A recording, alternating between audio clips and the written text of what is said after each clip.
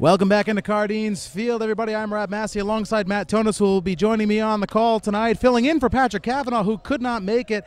Patrick is finishing up finals up in Laconia. We wish him the best of luck on those up there. And Matt, we have two teams that are tremendous in the pitching column right now, both sub-2 ERAs. The Gulls 1.80 ERA, the Laconia Muskrats 1.99 as an ERA. Pitching very, very big in the month of June in the NECBL, but in general, pitching wins you championships. Absolutely. Pitching is always important. You can never have enough pitching, but pitching numbers can be deceiving early on because guys are adjusting to using wood bats instead of the aluminum bats that are used at the college level. But still, sub-2 ERA, 20% of the way through the season is always a good thing to have. Keith Weisenberg pitched very well yesterday. His first appearance in the NECBL for the Gulls this year. For a guy coming in, I mean, the staff got everything they wanted out of him. Yeah, absolutely. He started off just throwing strikes, making guys swing and miss, and he did. He pitched through 5 innings very well. Then Tucker Baca came in, pitched 3 innings in relief in his first appearance of the summer. So 8 of the 9 innings for the Newport Gulls last night in Danbury were pitched by guys in their first appearances for the summer, and you could not have asked for a better performance from them.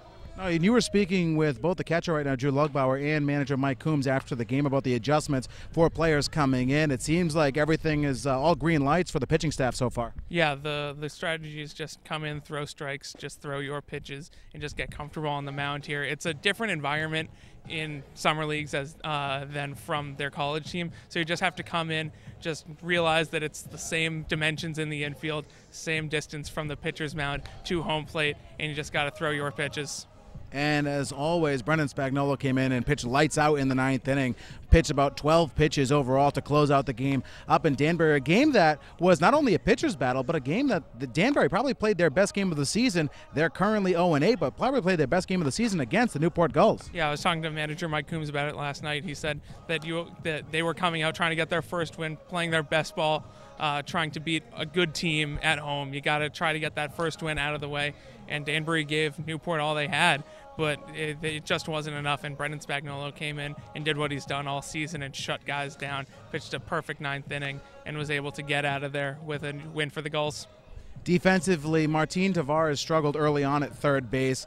We were talking to Tom Porter up in New Bedford a couple of days ago. He said that's not really a position that Tavares is comfortable with when he plays for URI in the spring. He's gotten very comfortable and made some tremendous plays over the last couple of days. Yeah, absolutely. Playing defense at third base is always difficult, especially if you're not really used to it. You're not going through the everyday process. But he made some great plays. There was one attempted sacrifice bunt that he was able to get the lead runner on, made some other great scoops over at the hot corner, and was able to keep Danbury runners off the bases and keep his pitchers pitching from the windup and allowing them to go deeper into the ball game. For James Karinchak, he's making his 3rd appearance for the Gulls on this early season. He's pitched well overall for the Gulls. What are we looking for out of Karinchak tonight? Kind of the same thing that Lugbauer and Coombs told me last night. Just pound the zone, just get ahead of batters. Same thing. Pitching is always it's a game of momentum. And the more strikes you throw, the better you feel, and the more outs you'll be able to get. And that's just what Karinchak has to do. Just make his pitches and hope that Laconia can't hit them. This is an anticipated pitcher's duel here tonight at Cardines Field. Two of the best pitching staffs in the NECBL will face off tonight. Both teams on a 4-game win streak. One will have to leave with a loss in their 5th game. Hopefully it will be the Laconia Muskrats, not the Newport Gulls. The pregame show continues next on the NECBL Broadcast Network.